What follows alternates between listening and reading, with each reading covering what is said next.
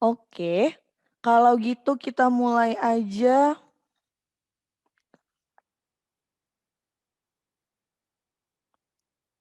Kalau kita ngomongin bedah, yang pertama kita bahas itu pasti ATLS dasar, ya kan?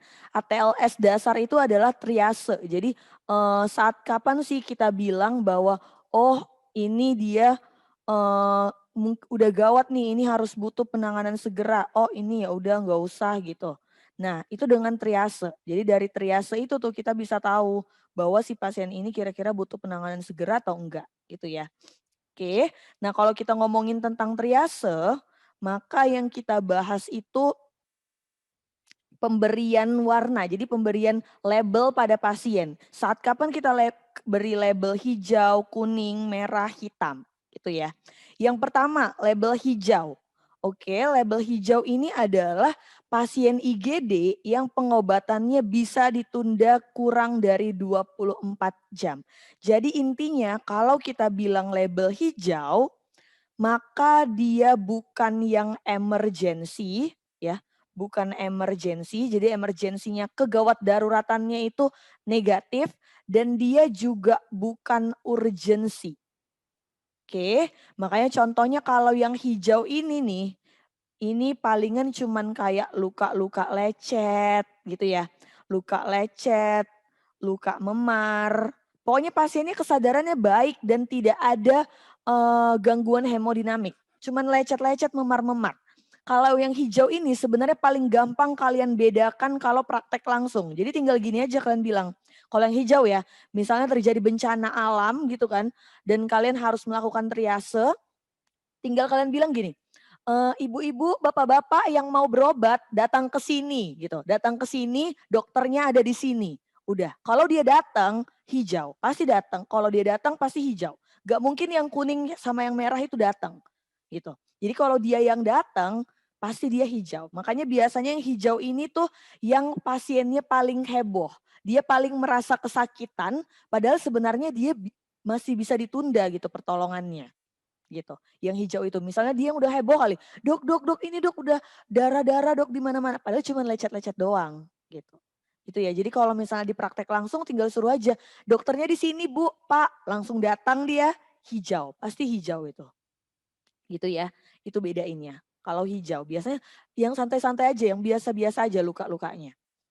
Oke, kalau yang kuning artinya pasiennya itu dapat ditundanya kurang dari 1 jam. Oke, kalau yang kuning kita katakan dia emergensinya negatif, jadi tidak gawat darurat, ya kan? Tapi dia urgensi, gitu. Dia urgensi. Oke, dia emergensinya negatif emergensinya negatif tapi dia urgensi. Gitu. Oke, jadi contohnya kalau misalnya yang kuning ini itu biasanya dia ada fraktur ya, paling sering nih contohnya itu adalah fraktur. Dia ada fraktur tapi hemodinamiknya masih stabil gitu ya. Jadi ada fraktur tapi hemodinamik stabil. Nah, pokoknya yang hemodinamiknya masih stabil itu biasanya kita buat yang kuning. Contohnya itu paling sering nanti di UKM PPD itu fraktur-fraktur tertutup. Ya kalau yang kuning ini contoh paling seringnya itu palingan kayak fraktur tangan ataupun fraktur daerah kruris tapi yang tertutup gitu. Fraktur tertutup kalau yang kuning. Oke, kalau yang merah artinya tidak bisa ditunda ataupun kalaupun misalnya mau ditunda paling lama itu 15 menit gitu ya. Kalau dia tidak bisa mendapat terapi maka dia bakalan meninggal. Maka gampangnya gini aja. Kalau yang merah pasti hemodinamiknya tidak stabil, pasti. Itu ya. Oke, Kakak kalau setiap ngomong hemodinamik, kalian ingat aja ya, nggak repot-repot. Kalau kita ngomongin hemodinamik, ingat aja vital sign. Vital sign kan ada kesadaran, tekanan darah, heart rate, RR kan itu ya, itu kan vital sign. Jadi tinggal lihat aja, kalau dibilang hemodinamik tidak stabil berarti kesadarannya gimana? Kesadarannya berarti menurun. Atau tekanan darahnya turun, heart rate-nya naik, pernafasannya dia takipnu. Nah itu hemodinamik yang tidak stabil. Jadi kalau merah pasti hemodinamiknya tidak stabil. Tapi kalau kuning hemodinamiknya masih stabil. Ya. Oke, jadi kalau yang merah ini biasanya kita bilang dia emergency, dia gawat darurat, dan dia urgency gitu ya. Dia gawat darurat, dia memang urgency gitu. Tapi kalau yang kuning dia cuman urgency aja gitu. Kalau yang kuning, tapi tidak emergency gitu. Oke, kalau yang hijau lebih gampang lagi ya, emergensinya tidak ada, urgensinya pun tidak ada. Jadi ya udah kalau yang hijau ini bisa santai-santai lah kita nanganinnya. Gitu. Oke, kalau yang hitam ya ini juga lebih gampang lagi. Kalau pasiennya udah exit, udah meninggal dunia ya udah mau diapain lagi kan. Kalau yang udah hitam ya berarti dia udah meninggal gitu. Oke.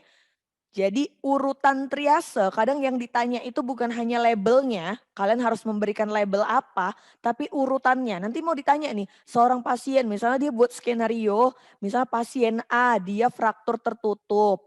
Baru pasien B dia usia 70 tahun terjadi fraktur femur terbuka. Pasien C sudah meninggal. Nah nanti dia tanya urutan pasien yang diselamatkan adalah, nah gitu. Jadi kalian harus tahu urutannya.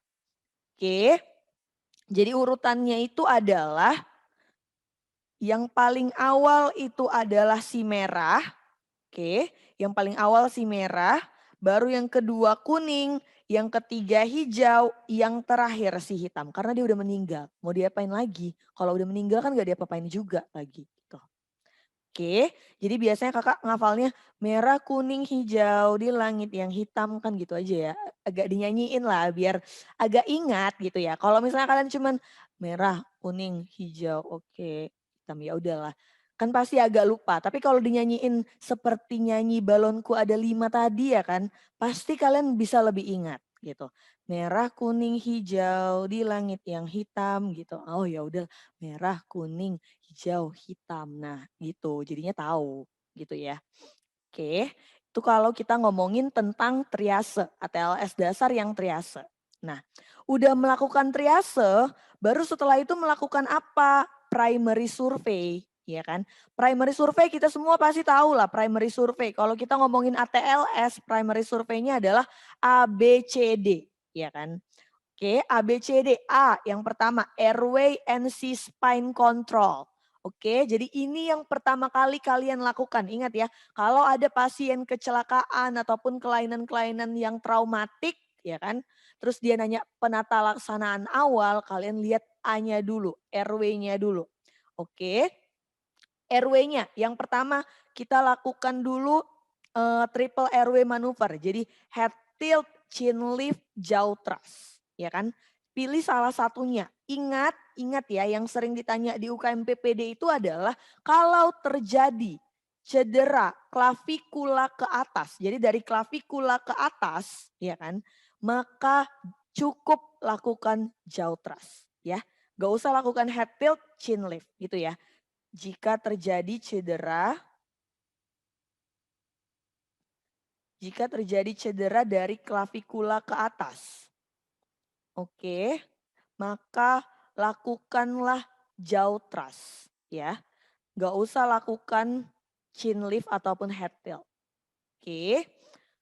Terus kalau jalan nafasnya sudah bebas, udah kalian lakukan head tilt, chin lift, jaw thrust, maka nilai ada nggak suara gargling? Gargling itu biasanya ada cairan. Kalau ada maka lakukan suction. Kalau dia ada mengorok artinya nanti snoring yang kalian dengar. Mengorok itu kan karena pangkal lidahnya menutupi jalan nafas, ya kan? Maka pasanglah gudel atau sering kita sebut dengan oropharyngeal tube, ya kan? Oropharyngeal tube. Oke.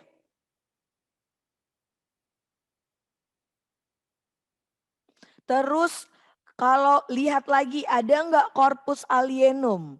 Oke, kalau memang ada corpus alienum, maka evakuasi, ambil korpalnya. Oke, gitu ya.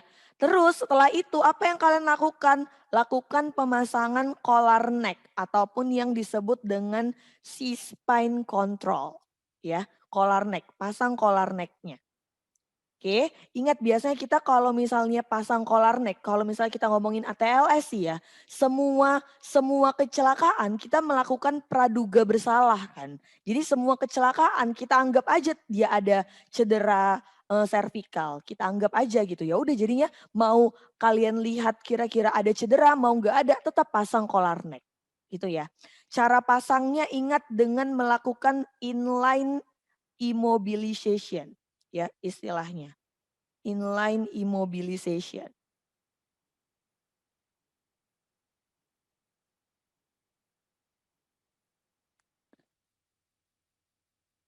Oke, itu kalau untuk pemasangan collar neck. Oke, berarti kita udah selesai bahas tentang airway, baru selanjutnya apa? Breathing and ventilation. Oke, kalau kita ngomongin breathing and ventilation, maka kalian lakukan look, listen, and feel. Oke, nilai look, listen, and feel. Kalau memang tidak ada, ya kan, dan kalau memang dia tidak ada pernafasannya dan memang tidak spontan, maka lakukanlah intubasi dan ventilator. Oke, tapi kalau misalnya dia ada dan spontan, oke, maka nilai kalau pernafasannya lemah, kita tetap lakukan ETT dan ventilator. Tapi kalau dia cepat, kita berikan oksigen. Gitu ya. Biasanya kalau yang breathing ini kita berikan ETT ya. Paling sering tuh kalau kita ngasih ETT, biasanya kalau GCS-nya itu kurang sama dengan 8. Biasanya kita pakai kan ETT gitu. Oke. Terus yang berikutnya lagi adalah circulation and bleeding control, yang C. Kalau ini maka yang kalian lakukan apa? Berikan cairan. Oke, cairan yang paling utama kalau kita mau melakukan resusitasi, ingat ya, adalah kristaloid. Gak usah kalian sok-sokan pakai yang koloid dulu awalnya. Ingat awalnya tetap kristaloid. Kalau kita ngomong awal, ya A B C D E, kalau kita ngomongin resusitasi awal ya kan primary survey, kita pasti ngomong yang awal doang dulu, yang cairan awal. Maka kristaloid lah pilih. Oke, nanti di sini kalian nilai bagaimana nadinya, tekanan darah dan CRT-nya. Ya, CRT yang normal kan kurang dari 2 detik. Kalau tidak normal dia lebih dari 2 detik. Oke, kalian nilai apakah dia bagus atau enggak ya, stabil atau tidak. Kalau dia stabil, maka cukup berikan cairannya yang rumus holiday segar. Ya kan, cukup yang rumus holiday segar. Ingat rumus holiday segar berarti kalau kita ngomongin orang dewasa ya, kan ada banyak ya rumus holiday segar. Nanti kalian pelajari di anak itu di pediatri biasanya ya. Kalau untuk holiday segar lebih spesifiknya lagi. Tapi kalau kita ngomong yang awal dan untuk orang dewasa maka rumusnya kan 1.500 ditambah dengan berat badan ya kan. Kan kalau kita ngomongin orang dewasa pasti usianya yang lebih dari 20 kilo lah ya. Kan gak mungkin orang dewasa usianya masih kurang dari 20 kilo kan. Berarti berat badan dikurang 20 ya kan dikali dengan 20. Itu hasilnya dalam 24 jam. Oke, tapi kalau misalnya dia kondisinya yang pre-shock, maka berikanlah kristaloid 10 sampai 20 cc per berat badan. Kalau dia yang shock, maka kristaloid 20 cc per berat badan dalam 15 menit. Oke. Terus kalau dia ada perdarahan, oke, kalau dia ada perdarahan, maka ingat non farmakonya apa? Bebat tekan. Bebat tekan dulu yang pertama, baru setelah itu penjahitan luka, ya kan? Kalau misalnya nggak bisa dilakukan bebat tekan nih, ya udah jahit lukanya. Kalau nggak bisa juga klaim arteri ataupun vena. Sambilan kalian berikan farmakologinya biasanya kita berikan anti perdarahannya, asam traneksamat ataupun vitamin K. Gitu ya. Oke, dan satu lagi dalam circulation and bleeding control, jangan lupa dipasang kateter. Jangan lupa. Karena di sini kalian mau nilai pemberian cairan kalian gimana, udah tepat atau belum. Ya kan? Kalau kalian berikan cairan dicor terus, tapi kateter nggak kalian pasang, sia-sia nanti. Ya. Oke, tapi ingat ya, hati-hati di sini, hati-hati di circulation, karena kakak pernah jumpa soal, gini dia bilang. Seorang pasien datang dengan KLL, fraktur terbuka femur, ya kan. Terus dia bilang, pada pemeriksaan airway sudah clear, breathing sudah clear.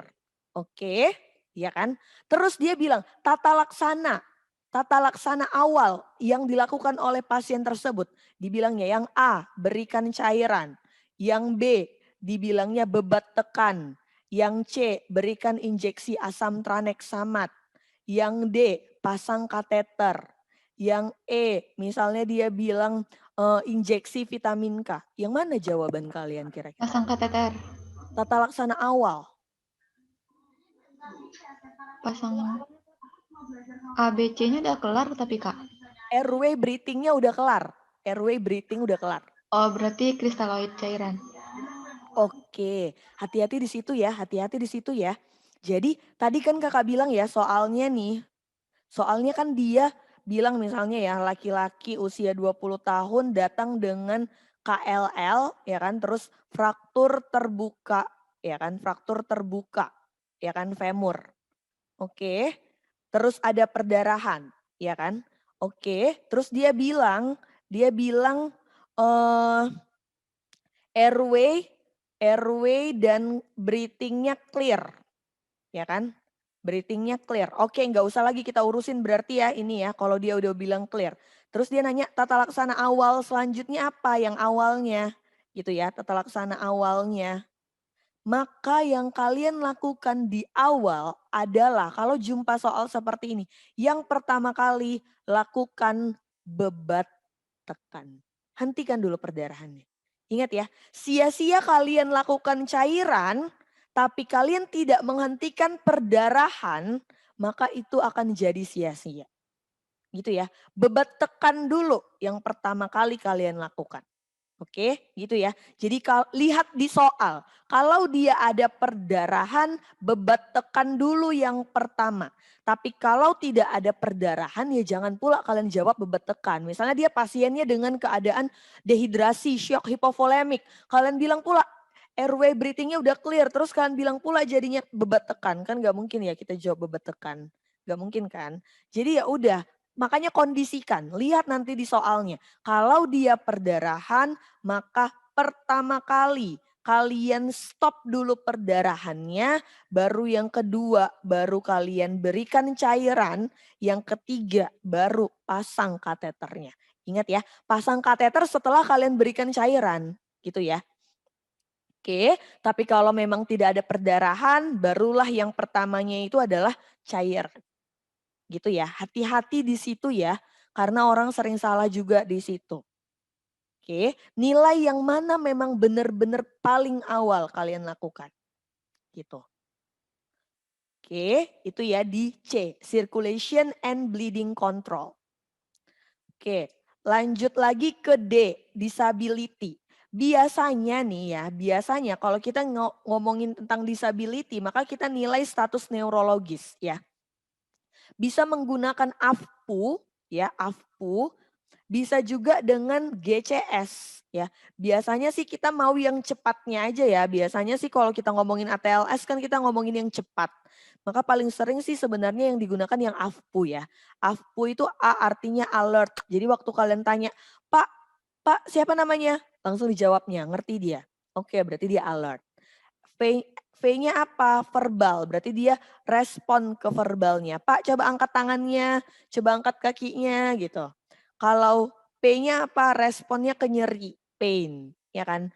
Dikasih rangsangan nyeri, oke dia langsung respon. U-nya apa? U-nya adalah unrespon. Gitu ya.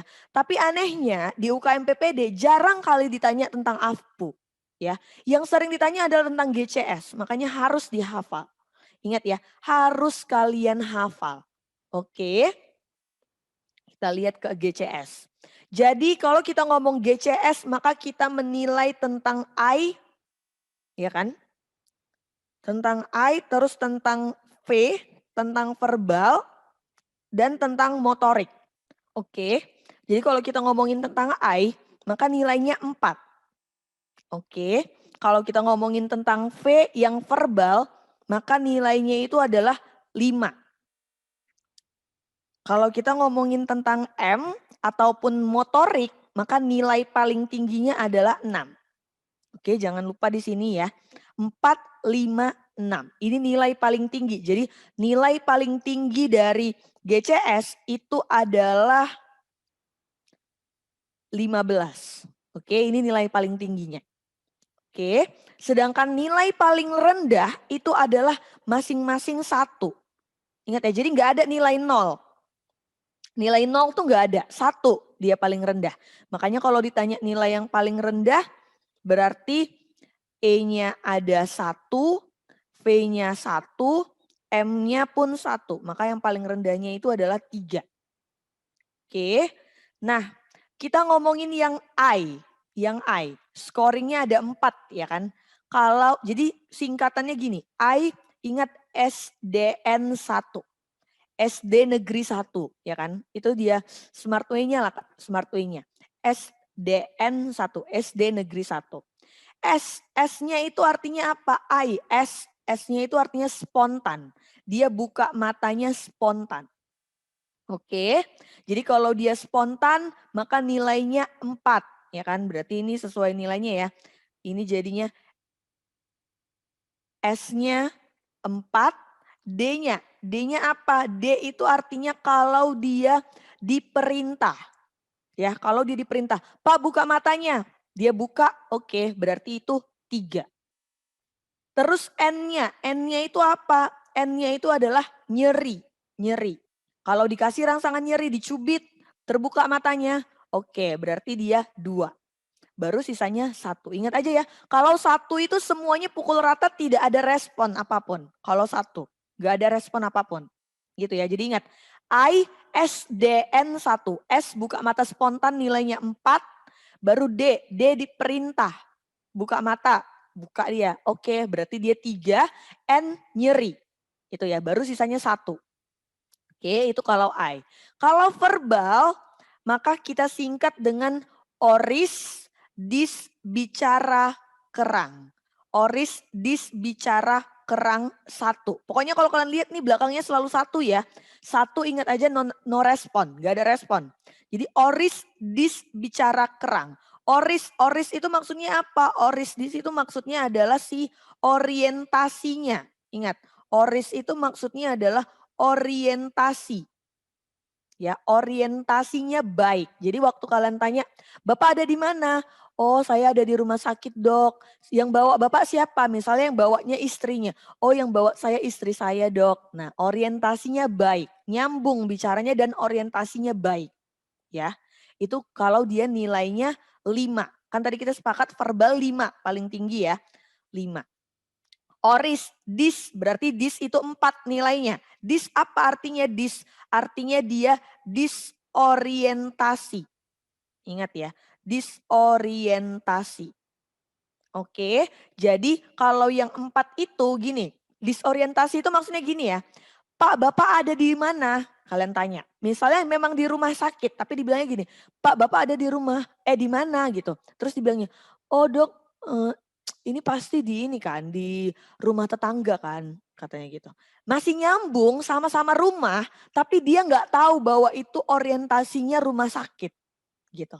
Ingat ya, jadi kalau kita ngomongin tentang yang 4 ini, dia disorientasi doang, tapi masih nyambung ngomongnya gitu. Apa yang ditanya, misalnya kita nanya tempat, dia jawabnya tempat, tapi orientasinya yang salah. Contohnya lagi misalnya, Bapak diantar sama siapa gitu. Terus diantar sama istrinya, tapi dia jawab, oh ini dok, ini diantar sama keponakan saya gitu. Nah, masih nyambung sama-sama orang yang diomongkan, ya kan? Tapi orientasinya yang salah, gitu ya. Makanya kita cuma ngomong kalau yang 4 itu disorientasi. Ingat, disorientasi. Jadi oris orientasinya bagus, dis artinya dia disorientasi, itu nilainya 4. Bicara, bicara itu maksudnya apa? Bicara berarti dia bicara yang maksudnya bicara yang kata-kata yang tidak apa ya, tidak sesuai, kata-kata yang tidak pantas gitu. Jadi kalau kita ngomong tentang yang 3 itu kita ngomongnya inappropriate words. Jadi dia bicaranya itu bicara kacau, bicaranya kacau. Itu ya kalau misalnya yang 3 bicaranya kacau. Contohnya misal kita tanya, "Pak, Bapak ini lagi di mana?" Kalian tanya gitu kan, terus dibilang, "Aduh lapar kali lah," gitu. Nah, nggak nyambung, sama sekali nggak nyambung apa yang dia bilang sama yang kita tanya gitu. Kalau yang disorientasi tadi kan masih nyambung, cuman salah orientasi. Tapi kalau dia yang 3, yang bicaranya udah kacau, udah inappropriate words, kita ngomong entah, "Bapak di sini sama siapa? Aduh sakitnya ya ampun." Nah, nggak nyambung gitu. Sama sekali nggak nyambung dengan apa yang kita omongkan gitu. Kita nanyanya ini, dia jawabnya lain gitu. Itu namanya 3. Ingat ya, verbalnya berarti 3. Oke. Terus kerang, kerang di sini maksudnya adalah mengerang, mengerang ya. Jadi cuman mengerang doang, mengerang. Jadi kalian kasih rangsangan nyeri, kalian cubit ya kan. Terus dia cuman aduh gitu aja. Cubit aduh gitu doang. Nah, itu namanya 2 ya. Gak ada ngomong apapun. Padahal kan harusnya kan kalau dicubit, aduh dok sakit dok gitu. Nah itu berarti dia ya masih bagus orientasinya ya kan. Bagus dia gitu. Tapi kalau misalnya kalian cubit, aduh gitu aja. Cuman kayak gitu doang. Ya udahlah berarti 2. Kalau 1 ya udah nggak ada ya. Pokoknya 1 nggak ada respon. Ingat aja gitu ya. Jadi oris orientasi bagus 5. Terus disorientasi 4. Bicara kacau 3. Kerang cuman mengerang doang. Oke, berarti 2. Baru nggak ada respon 1 gitu. Baru berikutnya yang motorik. Motorik itu kita buat singkatannya peri. Peri. Peri itu maksudnya apa? Peri artinya dia sesuai dengan perintah. Ingat ya, sesuai dengan perintah. Bapak angkat tangannya, diangkatnya. Bapak angkat kaki kirinya diangkatnya. Gitu. Itu ya, itu sesuai dengan perintah, nilainya 6. Baru peri lokal hindari FE1, ya kan. Jadi lokal itu apa? Dia bisa melokalisir nyeri. Hati-hati ya, orang sering salah kata-kata lokal, melokalisir sama menghindari. Karena kalau yang nomor 4-nya menghindari nyeri. Itu ya. Jadi kalau dia 5 melokalisir, kalau 4 menghindari. Bedakan ya, hati-hati di sini orang sering salah. Jadi kalau dia melokalisir, kalau kalian cubit, oke kalian cubit nih, ya kan. Terus di tepisnya tangan kalian, dicubit, kalian cubit di tepisnya langsung.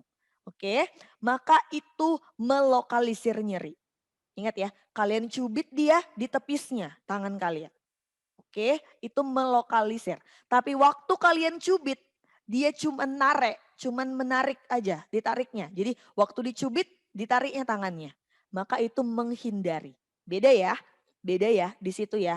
Melokalisir sama menghindari. Oke, kalau kalian cubit di tepisnya, aduh dok gitu ya kan, dicubit di tepisnya tangan kalian. Oke, itu lokalisir. Tapi kalau kalian cubit cuman ditariknya aja, itu menghindari. Oke, beda nilainya soalnya. Itu 5 kalau lokalisir, kalau menghindari 4. Oke, terus ada lagi yang FE. FE ini maksudnya apa? Fleksi. F-nya itu adalah fleksi, E-nya itu adalah ekstensi. Gitu.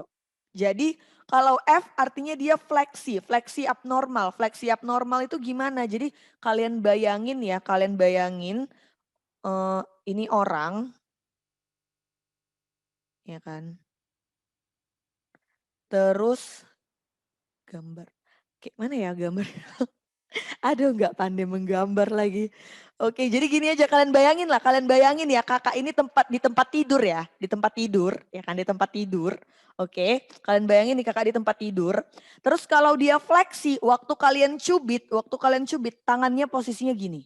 Gini. Ini namanya fleksi abnormal atau dekortikasi kita bilang. Ya. Oke, jadi kalian bayangin nih kakak di tempat tidur nih, di tempat tidur kan, di tempat tidur. Terus kalian cubit.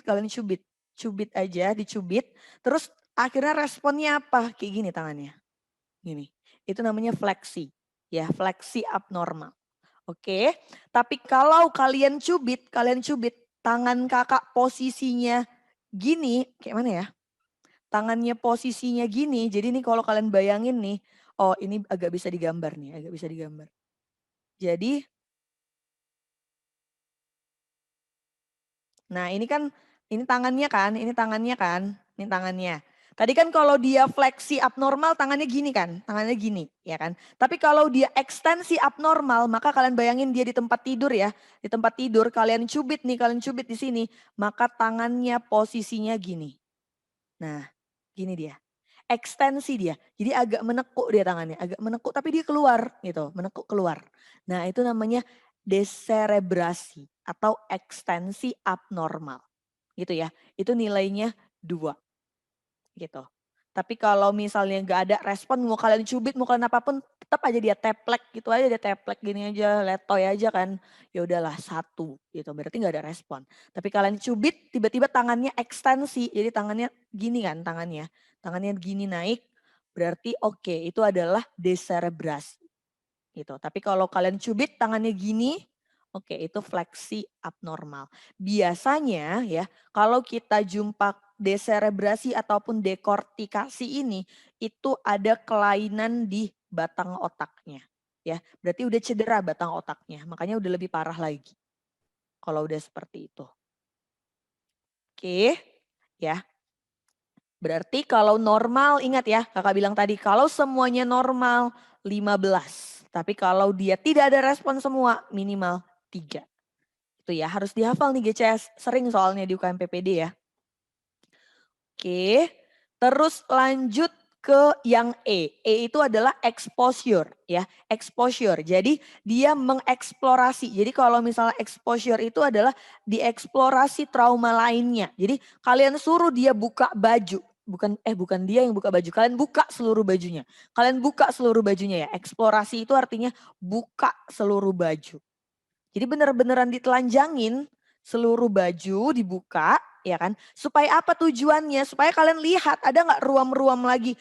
Misalnya kalian cuma lihat ada perdarahan di kepala, kalian lihat lagi, kalian buka seluruh bajunya, kalian lihat, oke di mana ada nggak, entah mana tahu ruptur spleen, ya kan, atau ruptur ginjal, kita kan nggak tahu kan, makanya buka, lihat, buka seluruh bajunya, oke, udah kalian buka, berarti kalian lihat kan bagian depan kan, yang kalian lihat. Oke, maka lakukan lock roll maneuver. Jadi setelah dibuka seluruh baju, lihat inspeksi bagian depannya. Kan gitu ya. Inspeksi bagian depan tubuh. Inspeksi depan tubuh. Oke, udah dilihat depan tubuh, baru setelah itu lakukan apa? Lakukan lock roll maneuver. Gitu ya. Jadi lock roll maneuver itu apa maksudnya?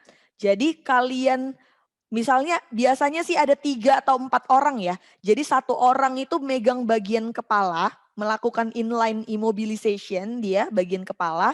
Terus satu orang lagi bagian badan, satu lagi bagian kaki. Nah ada komandonya, ada komandonya. Jadi nanti kan tadi kalian udah melihat bagian depan. Oke, terus dia komando 1, 2, 3 balik. Jadi benar-benar dibalik badannya. Dibalik badannya, di belakang. Lihat untuk melihat bagian dorsal, bagian belakang semuanya.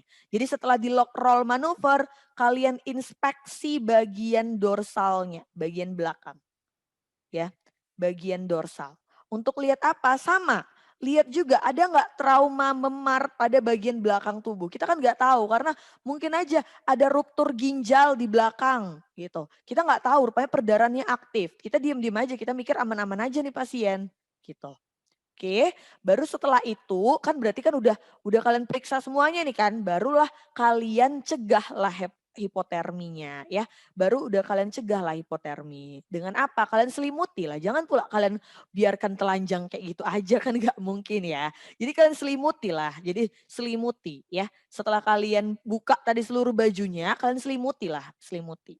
Supaya dia terhindar dari hipotermi. Gitu. Itu ya. Jadi ATLS ya. Ingat ya. Jadi triase dulu, triase ingat merah, kuning, hijau di langit yang hitam ya kan. Baru setelah itu primary survey, A, B, C, D, E. Ingat ya, A, B, C, D, E.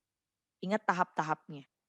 Oke, berarti kita udah di ATLS dasar, baru kita lanjut ke penyakit-penyakitnya atau kelainan-kelainannya ya.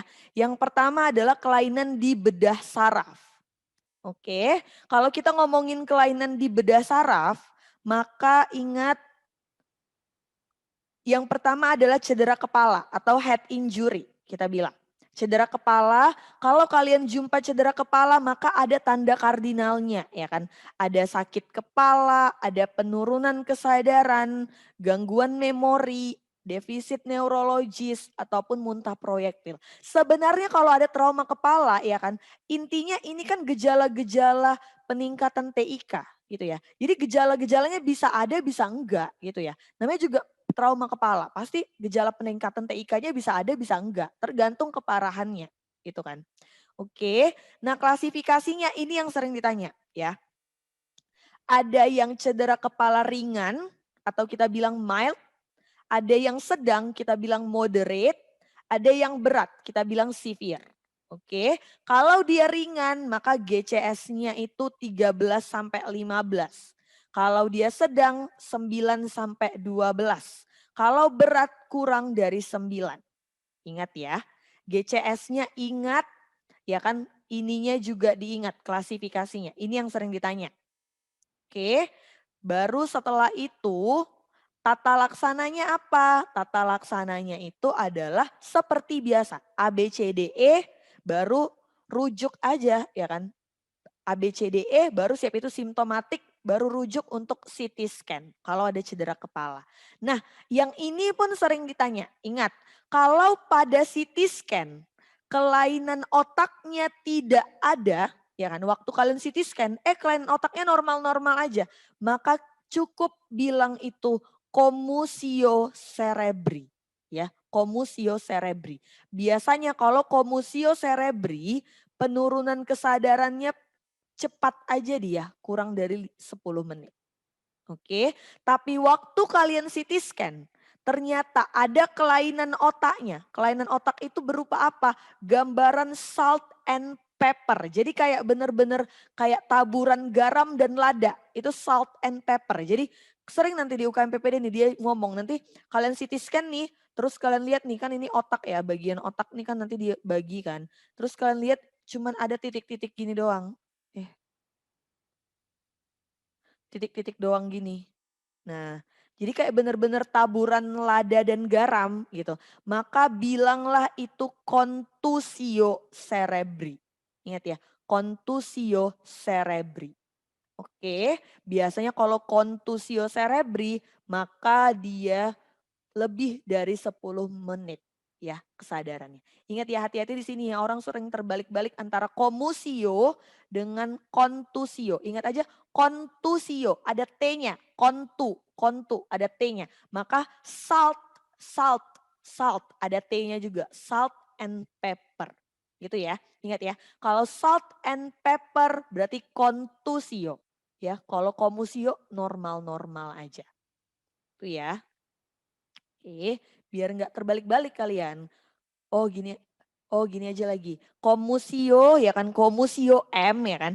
Normal, normal M. Mirip-miripin aja, mirip-miripin biar gampang ngafalnya. Kalau misalnya kalian gak mirip-miripin gini, pasti kan terbalik-balik nanti. Ingat aja ya gitu ya.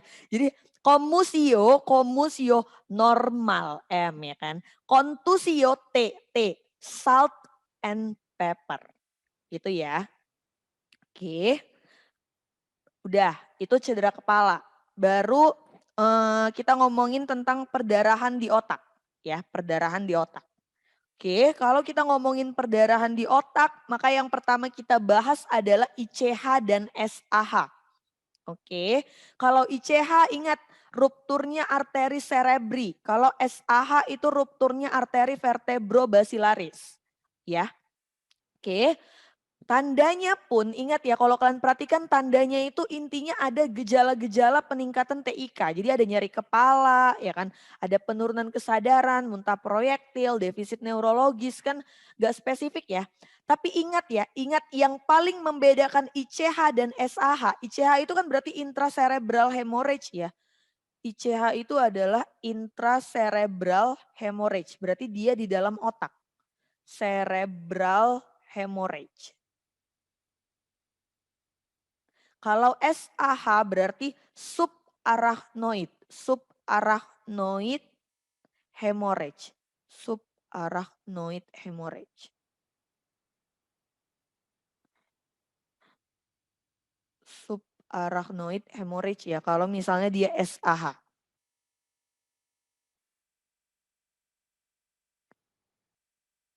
Oke. Nah, ingat kalau yang paling membedakan saat kapan kita tahu dia ICH atau SAH. Nih, lihat kalau dia ICH tidak ada rangsang meningealnya. Tapi kalau dia SAH ada rangsang meningealnya. Rangsang meningeal tahu ya, kalau misalnya kita ngomongin tentang rangsang meningeal berarti kaku kuduk, Brudzinski, Kernik, Lasek itu kan rangsang meningeal ya. Jadi kalau kalian jumpa itu berarti SAH ya. Oke, pemeriksaan penunjangnya apa? CT scan yang ingat ya, non kontras. Kalau kita mau menilai perdarahan di otak, maka kita nilai yang non kontras. Ingat ya, kalau perdarahan kita tengok yang non kontras. Oke. Nih gambaran CT scan-nya. Kalau dia ICH, maka dari namanya aja intracerebral. Berarti dia lesinya di dalam cerebral, di dalam otak ya kan. Maka kalian bisa lihat adanya lesi hiperdens pada hemisfer cerebri. Ini ya, dia hiperdens pada hemisfer cerebri. Tapi kalau dia SAH, maka nanti dia ngomong adanya lesi hiperdens pada sela-sela gyrus hemisfer. Atau dia nanti ngomong bentuknya seperti bintang atau stellata shape. Nih ya, bentuknya seperti bintang kan. Nih. Nih ya. Oke, itu ya. Jadi ingat aja ya, kalau ICH ada trauma kepala, tidak ada rangsang meningeal, hiperdens cerebri. Kalau SAH, trauma kepala, ada gambaran stellata shape ataupun bintang. Oke, terapi seperti biasa. Pokoknya kalau trauma kepala nggak usah pusing-pusing kalian mikirinnya. Karena ABCDE pasti. ABCDE simptomatik. Simptomatiknya biasanya kita berikan manitol. Tapi ingat ya, harus dirujuk gitu. Oke, seperti biasa pokoknya ini pukul rata aja nih A, B, C, D, E. Simptomatik, rujuk ya kan. Gitu aja. Oke, berikutnya lagi adalah EDH. EDH ingat ya kepanjangannya berarti epidural perdarahan epidural ya kan. Epidural hemorrhage. Oke, maka ingat rupturnya arteri media. Jangan sampai salah ya, ini mau ditanya di UKM PPD. Arteri meningea media. Ingat ya, arteri meningea media. Oke, untuk klinisnya kalian jumpa yang paling kata kunci adanya lucid interval. Ingat ya, lucid interval artinya apa? Adanya fase sadar di antara dua tidak sadar. Jadi waktu trauma dia langsung tidak sadar ya kan. Setelah itu berapa lama kemudian dia sadar. Nggak lama kemudian dia nggak sadar kembali. Itu namanya lucid interval. Oke, terus kalian jumpai nanti adanya sakit kepala, adanya pupil yang anisokor. Ini biasanya kalau udah herniasi ya, udah ada pergeseran dari otaknya. Terus bisa kalian jumpai defisit neurologis. Oke, pada pemeriksaan ingat kalau perdarahan CT scan-nya pasti non kontras. Jangan lupa jumpai adanya lesi berbentuk biconvex. Ya ingat biconvex cembung. Biconvex itu adalah cembung. Oke, atau nanti nama lainnya nih. Nama lainnya kalau dia ngomongin tentang si biconvex Nanti nama lainnya cembung atau lentikular. Jangan lupa. Tuh ya, lentikular. Oke. Nanti dia mau ngomong biconvex, cembung, ataupun lentikular. Terserah dia nanti ngomongnya. Ini ya bentuknya ya. Cembung ya. Nih, cembung. Oke, jadi kalau kalian jumpa ada trauma kepala, ada lucid interval, biconvex, cembung, ataupun lentikular, maka bilanglah itu sebagai epidural hemorrhage. Oke, tata laksananya apa? Biasa ya, biasalah A, B, C, D, E, simptomatiknya manitol, rujuk, gitu doang. Ya kan? Karena kakak selalu bilang nih, kalau bedah pasti nggak mungkin kalian ditanya sampai terapi-terapi yang operasi kraniotomi saat kapan, itu nggak mungkin. Nggak mungkin. Pasti tanyanya yang awal. Makanya kakak bilang orang-orang tuh pasti mikir bedah itu lebih gampang. Karena dia palingan ditanya itu cuman diagnosis, terapi, diagnosis, tata laksana awal, pemeriksaan penunjang. Gitu. Oke, berikutnya ada SDH. Kalau SDH itu apa? Subdural, ya, subdural. Dari namanya subdural hemorrhage. Oke, kalau dia subdural, maka ingat ya, bridging vein yang ruptur. Oke, nanti kardinalnya apa? Dia adanya sakit kepala yang progresif dan ingat sifatnya late onset. Ya, ingat ya, sifatnya late onset. Oke, jadi ada penurunan kesadaran ataupun koma. Jadi late onset. Misalnya hari ini dia tabrakan, ya kan? Tapi hari ini aman-aman aja, nggak kenapa-napa, dia santai, bisa jalan, bisa ngobrol biasa aja. Tiba-tiba 2 hari kemudian atau 3 hari kemudian dia langsung penurunan kesadaran. Nah itu namanya late onset. Khas sekali untuk subdural hemorrhage. Ingat ya, khas sekali dia. Oke, jadi dia late onsetnya itu terbagi 3. Ada yang akut, ada yang subakut, ada yang kronis. Kalau dia akut kita bilang 1-3 hari, subakut 4-20 hari, kronis lebih sama dengan 3 minggu. Itu ya. Oke, terus nanti CT scan-nya kalian jumpai apa? Ini paling banyak namanya ya, paling banyak namanya. Jadi CT scan-nya adanya bulan sabit, semilunar, crescent, bikonkaf, cekung. Gitu. Ingat ya, cekung. Biar kalian gak terbalik-balik. Aduh cekung, cembung. Kalau cembung bikonvex, cekung, bikonkaf. Biar kalian gak terbalik-balik. Ingat aja lah kata-kata cekunkaf, cekunkaf, cekunkaf. Ingat ya, cekunkaf. Oke, artinya apa? Cekung, cekung, cekung, bikonkaf. Ya, cekunkaf. Kalau misalnya konvek berarti dia yang cembung.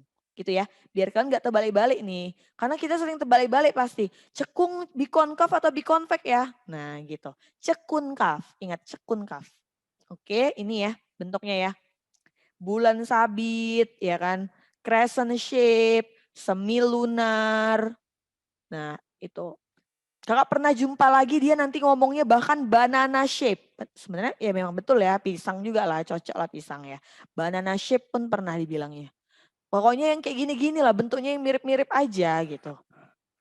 Oke, jadi kalau jumpa ada riwayat trauma, ada late onset, ada semilunar, crescent, bikonkaf gitu ya.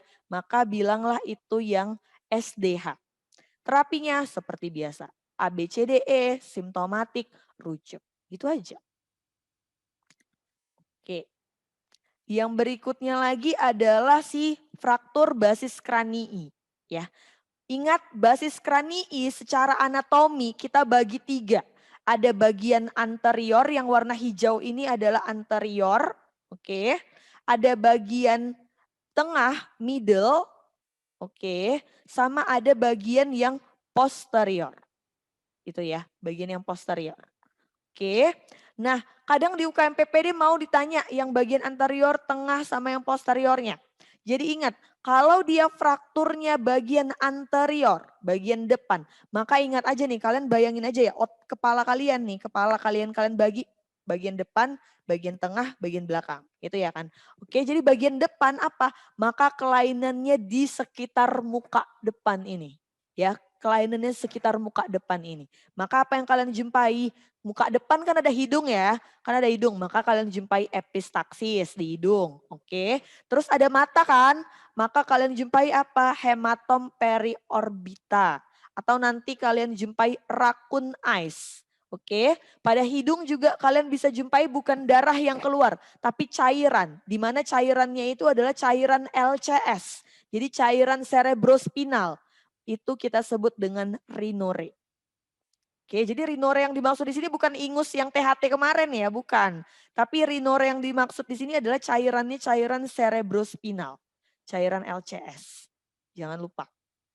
Oke, baru yang media. Yang media itu berarti tadi kita bagi yang depan ini yang bagian muka semua, media tengah. Ingat aja tengah ini kan daerah telinga ya, tengah itu kan telinga ya. Maka kalian jumpai adanya otore, jadi keluar cairan LCS-nya dari telinga dan adanya hematom retroaurikular atau sering kita sebut dengan battle sign. Oke, sedangkan kalau dia posterior, dia biasanya tidak ada gejala yang khas. Biasanya ini paling jelek prognosisnya. Makanya biasanya ini kalau udah posterior dia udah koma, udah penurunan kesadaran. Itu ya.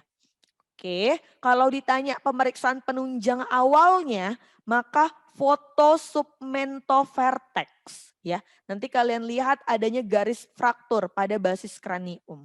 Tapi ingat ya, kalau dia nanya gold standard, ingat ya, kalau dia nanya gold standard, maka jawaban kita tetap jawabannya adalah CT scan. Ingat ya, tetap CT scan. Kalau dia nanya gold standard. Jangan lupa. Oke. Terus pemeriksaan lainnya nanti kita bisa pemeriksaan LCS-nya tadi ya, cerebrospinal fluid-nya. Nanti kalian jumpai gambaran halosign. Ini ya. Jadi kayak halosign, kalau kita pelajarin jadi kayak benar-benar ada di tengah pucat, baru siap itu ada lebih merah, baru ada pucat lagi, baru lebih merah lagi. Nah gitu halosign. Ya, tata laksananya seperti biasa, rujuk aja A, B, C, D, E, rujuk. Itu aja ya. Ini ya, hematom periorbita ya, raccoon eyes ya. Ini battle sign. Nih. Oke. Berikutnya lagi ada yang kita sebut dengan, oh sebelum ke sini kita ke apa dulu deh, ke soal dulu. Sebelum ke BTKV-nya. Kita biar ke soal dulu. Oke, coba deh kakak mau minta si Dodi lah, Dodi. Semalam si Dodi nggak ada dia. Ada nggak Dodi? Ada Oke, yuk. seorang laki-laki dibawa ke IGD Rumah Sakit Perkecualian. Pasien membuka mata setelah diperintah, menggerakkan tangan sesuai perintah, memberi jawaban dengan orientasi yang sesuai. Berapakah penilaian pasien tersebut? Oke, satu persatu kita bahas. Yang Membuka mata setelah diperintah. 3, Oke, karena dia nggak spontan ya. Kalau spontan berapa tadi? 4, Kalau 2 apa? 2 dia dirasakan nyeri ya. Oke, 1 berarti nggak ada. Terus menggerakkan tangan sesuai dengan perintah. 6, Oke, berarti 6 ya motoriknya karena dia sesuai dengan perintah. Kalau 5 tadi gimana? 5 dia menghindar. Lokasi nyeri. Melokalisir. Oke, melokalisir. 4, 4 dia menghindar. kalau misalnya 3, 3 dia fleksi ya. oke, fleksi ya. Kalau dia 2, Ekstensi. oke, ekstensi. Terus dia bilang memberi jawaban dengan orientasi yang sesuai. Berarti apa? 5. Oke, 5. Kalau dia 4? 4 dia disorientasi ya. Oke, kalau dia 3? Kalau 3 dia ngawur. Oke, bicaranya nggak nyambung ya sama sekali. Kalau dia 2? Mengerang. Oke, gitu. Berarti ini jawabannya adalah yang C. Ya. Nah, kakak mau nanya nih, kalau GCS-nya segini, maka dia cedera kepala apa? Ringan. Ringan, karena 13 sampai 15 ya. 13 sampai 15. Oke, lanjut Dodi. Seorang laki-laki tiba di GD dalam keadaan tidak sadar pasien mengalami kecelakaan dan sempat pingsan selama 15 menit. Kemudian sadar penuh 1 jam yang lalu pasien kembali tidak sadar. Yang tepat adalah epidural hematom, Kak. Kenapa epidural hematom? Dia dia pasien mengalami kecelakaan dan sempat pingsan selama 15 menit, kemudian sadar penuh 1,5 jam lalu, Oke. pasien Apa kembali ini namanya? Ini istilahnya apa kita sebut? lucid interval. Oke, benar ya. Lucid interval. Berarti kalau ada lucid interval, maka ini adalah yang EDH. Pembuluh darahnya yang kena apa? Arteri meningen media. Oke, meningia media. Jangan lupa. Oke, pada gambaran CT scan apa yang dijumpai? Biconvect, Oke, biconvect nama lainnya. biconvect cembung, Oke, nama lainnya satu lagi. semi lunar apa namanya? Lentikular. Lentikular. Ingat ya, lentikular. Oke, makasih ya Dodi. Yang lain lah dulu. Lanjut, nggak lanjut ya, Kak? Nggak usah, yang lain dulu Dodi, yang lain. Makasih ya. Oke, si Diah deh Diah. Diah yuk. Diah ada nggak Diah? Ya, Kak. Oke yuk. Gambaran tersebut disebabkan laki-laki usia 44 tahun mengalami kecelakaan kendaraan. GCS-nya 356, tekanan darah 100/80, nadi 98, nafas 18, dilakukan pemeriksaan CT scan kepala, ditemukan gambaran Gerson shape hyperden. Oke, apa nih kalau crescent shape diagnosis dulu? SDH ya, Kak? Oke, benar, SDH. Oke, kalau SDH maka ruptur apa? Yang B, Kak, ruptur bridging vein, Kak. Oke, ruptur bridging vein. Oke, kalau SDH nama lainnya selain dari crescent shape, banyak namanya nih soalnya. Apa aja tuh dia? Biconcav. Oke, biconcav, terus? Cekung atau cekung. Oke, cekung, terus apa lagi? Semilunar. Oke, semilunar, apalagi? Bulan sabit. Oke, bulan sabit ya. Pokoknya ini banyak kali nama lainnya soalnya. Jadi nanti kalian harus ingat. Soalnya di UKMPPD kadang yang keluar bukan crescent shape, tapi yang dia keluarkan adalah semilunar atau cekung. Suka-suka hatinya aja ngeluarin soal gitu ya. Oke, makasih ya Dia. Iya, Kak. Oke, sebelum kita ke BTKV ada yang mau nanya?